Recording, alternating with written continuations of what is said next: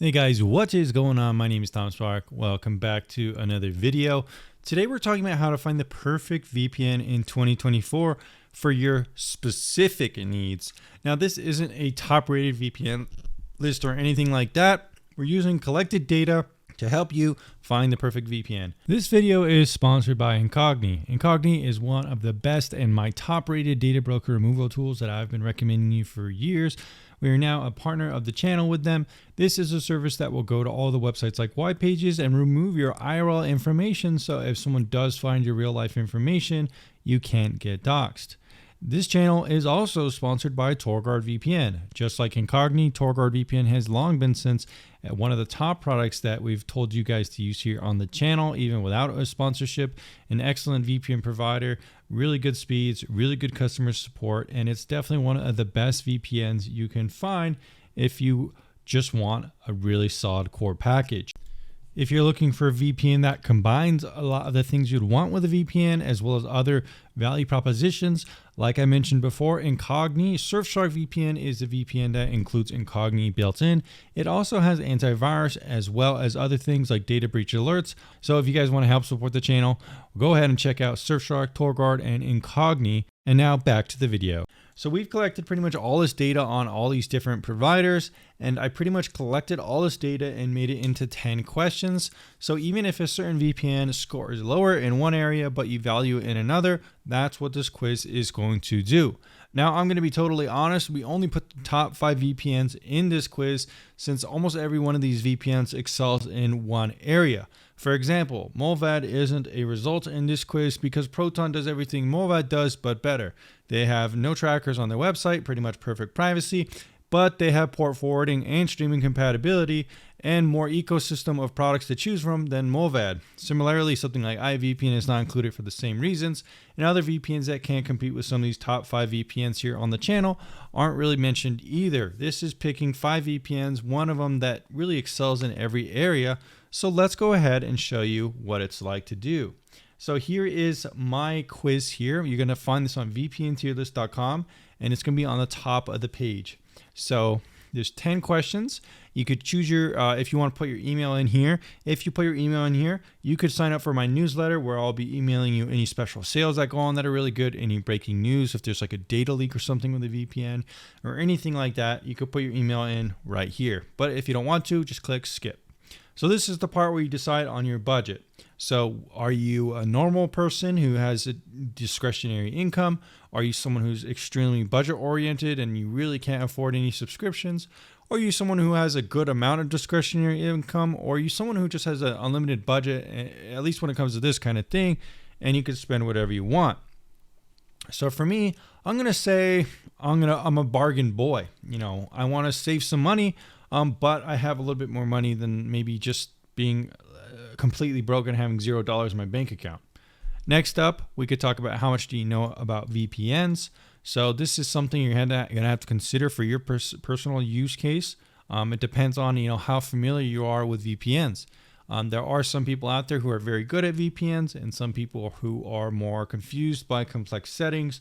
I see a lot of people when they try to buy Torguard, for example, they're like, there's too many options, there's too many pricing pages, I don't know which plan to pick. But sometimes people do like to pick VPNs and customize them like crazy. They're familiar with all the protocols and they know different features they're looking for. So it kind of depends on you. For me specifically, since I'm someone who reviews these for a living, I'm probably going to pick the first one here. So next up, do I need port forwarding? Port forwarding is basically a tool that lets you forward ports to optimize speeds specifically for something like torrenting, specifically if you want to share content or seed content in torrent swarms. This will give you better distribution to share files, and it can have some impact on downloading too, but honestly, I haven't noticed that too much, especially if your speeds are as good as mine. It's not really super important, but it definitely is a pretty good thing to have. Me specifically, I don't really care about it since my speeds are fine as is, but it could depend on you and how much you want to min-max this kind of stuff. Next up, we could talk about geo restrictions. Now, this is very useful if you live in a country like Australia and you want to watch the USA version of Netflix, or maybe you're in USA and you want to watch the Japanese version of Netflix. If you're big on these streaming services, you can use a VPN, especially now that stuff like the Apple TV has VPN apps. you can use certain VPNs to really get cool content and expand your content that you can watch. So this is definitely a big niche in terms of VPNs. And I've really been one of the ones that kind of has tested this more than anybody. I've tested them all. You can see here at the bottom, a lot of them don't work. Stuff like Movad, iVPN don't work well. Avast VPN, some of these Air VPN doesn't work either. But a lot of them do. But there is kind of variability in how well they work. So for me specifically, I don't really care about this because I don't really I'm subscribed to enough of them that I have enough content to watch. And I'm in the US where we get kind of the best libraries. And I just don't have time to like really min-max the content that I have. But a lot of people do care about this. So you kind of have to depend on what you want. And that's the whole point of this quiz, right? So do you want your VPN to have an active presence on social media? Me personally, I would prefer yes. I kind of like how there are VPNs with Discords where you can ask questions, Reddits where you can ask questions. Having more of a community vibe from a VPN is cool. I wish certain VPNs like TorGuard had more of a community presence. Other VPNs like Windscribe and these kind of things, I think their communities are actually kind of a detriment to the VPN itself because it can be very tribalistic and toxic and it kind of spill out and negatively influence the brand. But that's not to say everything that goes on there is bad. There just is a lot of bad apples that leak out. But generally, I do think having a well-moderated community presence is a good thing. So I'm going to say yes for this one. Do you care if your VPN has cookies and trackers on its website? So basically, this is the kind of thing, if you go to Blacklight Markup URL or any other website that analyzes websites, you can see kind of the tracking that's going on behind the scene. Some of the popular VPNs, Nord, Surf, Express, and some of these ones that are very big companies, they market and optimize their pages to make sure you're clicking on the right box, and they kind of analyze where you're coming from and how to market their sales and their advertising. I don't think any of it's really nefarious, but some websites are just cleaner and they have less tracking going on. And if it's a privacy company, a lot of people find this annoying, so it's kind of up to you.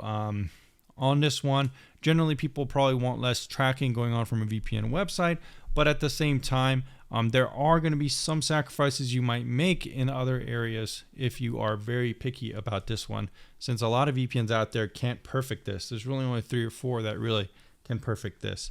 So it's kind of up for you. I'm just going to put this one for now for my purposes. Next up, you could talk about if the VPN is based on the 14 eyes or not. For me personally, I don't care. I don't want it to be based on somewhere like China or Russia or Iran. But if it's based in the United States, I'm not really one of those people who thinks that's a big deal.